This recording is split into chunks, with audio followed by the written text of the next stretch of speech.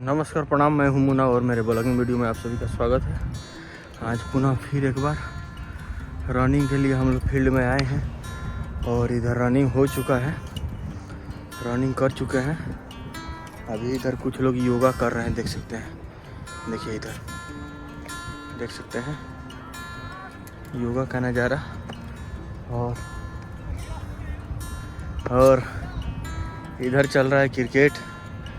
इधर कुछ लोग खेल रहे हैं, कुछ लोग इधर एक्सरसाइज कर रहे हैं। तमाम लोग सब कोई अपने अपने फिटनेस पर ध्यान दिया है, क्योंकि दुबई में खाना है, ड्यूटी करना है, सोना है, इसके सिवा कोई काम है नहीं। और इसके वजह से क्या होता है कि कई सारी बीमारियां शरीर को नुकसान पहुंचाती है। तो हम लोग अभी रनिंग करके सोचे कि एक ब्लॉगिंग वीडियो बनाते हैं। और देख सकते हैं ये फील्ड का नज़ारा कितना खूबसूरत है। देखिए कितना बड़ा फील्ड है। इस फील्ड में लगभग 4 राउंड हम लोग मारते हैं और उसके बाद थोड़ा सा ब्लॉगिंग वीडियो पे ध्यान देते हैं। फोरमैन तो आज 5 राउंड मार दिया है, 6 मारने के चक्कर में। ओए चलने से होगा, दौड़ो।